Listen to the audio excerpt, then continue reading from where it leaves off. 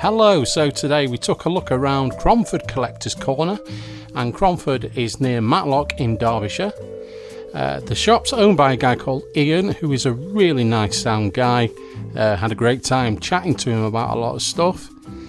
Just like chatting to one of your mates, so laid back and knowledgeable. The shop offers comics, books, graphic novels, videos and DVDs, figures, all sorts of paraphernalia connected with cult TV, cult movies, sci-fi, some horror, lots of superhero stuff, obviously. It's like an Aladdin's cave. So if you're passing that way, I would really recommend it. In a moment, I'll show you the haul that I picked up.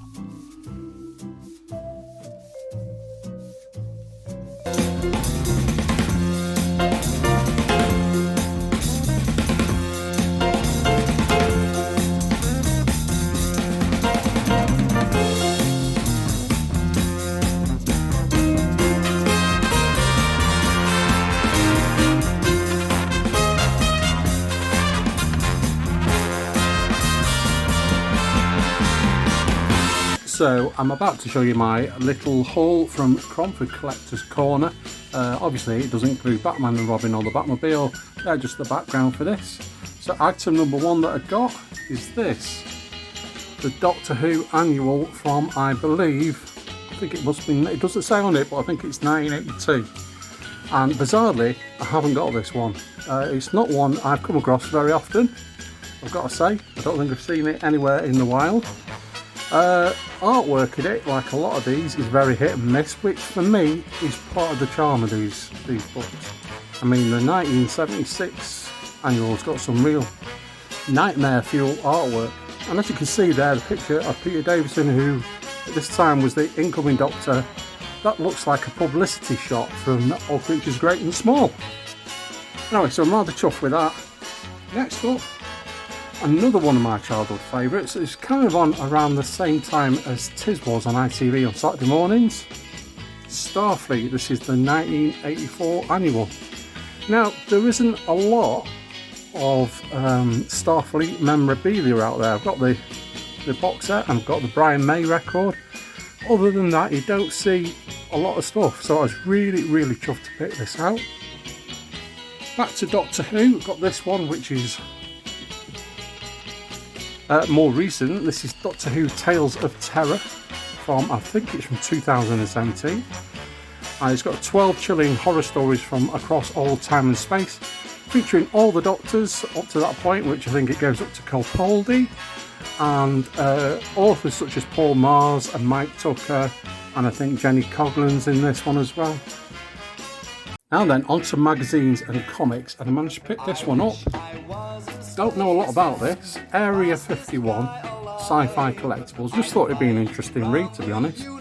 As you can see there, it's got Star Trek, Doctor Who, Dan Dare, Spawn, Battlestar Galactica, Star Wars figures, and it's issue 1.